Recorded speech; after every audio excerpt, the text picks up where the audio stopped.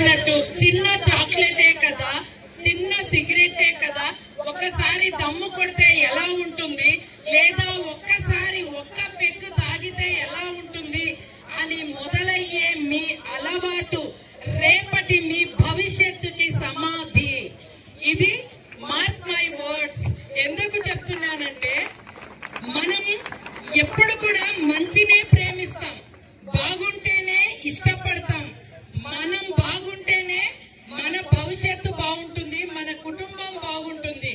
ఆరోగ్యంగా ఉంటేనే అందంగా ఎదుగుతాం. ఇక్కడ వరకు క్లియర్ కదా మనందరికి. సో మీరేమనుకుంటారంటే డ్రగ్స్ అది వినడానికి కూడా చాలా హెవీ వర్డ్. కోర్టులోకి వచ్చాక, పోలీస్ స్టేషన్ మీకు పరిచయం అయ్యాక జీవితం అల్లకల్లోలం చేసే ఒక మత్తు మందు.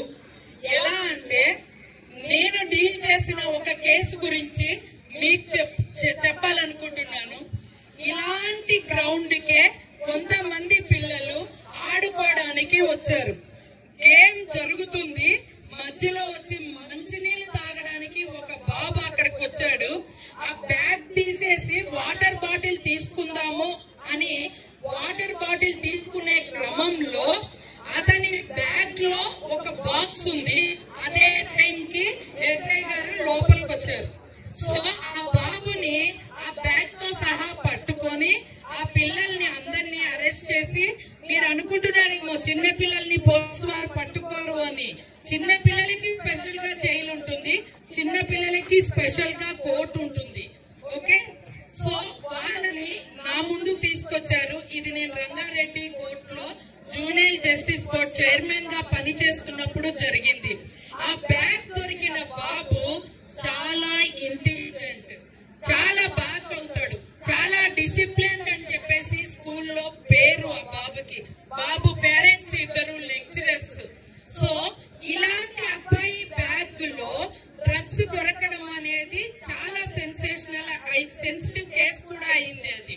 సో ఆ అబ్బాయి చెప్పిన సమాధానం ఏంటి అంటే, వీటి గురించి నాకు తెలియదు, నేను బ్యాగ్ తెచ్చేటప్పుడు ఎంటీగానే ఉంది, నేను వాటర్ బాటిల్ మాత్రమే తీసుకొచ్చాను, ఇందులో ఉన్న డ్రగ్స్ బాక్స్ గురించి నాకు తెలియదు అని చెప్పాడు. కానీ అది రుజువు చేసుకునే క్రమంలో అతను ఎంత స్ట్రగుల్ అయ్యాడంటే, అతను నేరస్తుడు కాదు అని తెలుసుకొని బయటికి రావడానికి ఒక 6 నెలలు పట్టింది.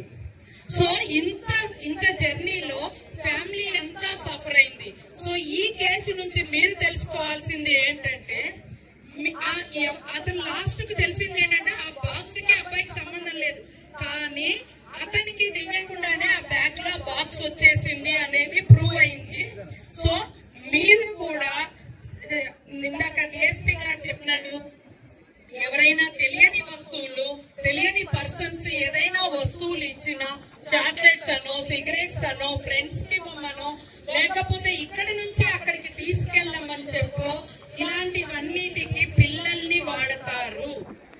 మీరు జాగ్రత్తగా గమనించుకోవాల్సిన ఇంకొక కేసు గురించి చెప్తాను.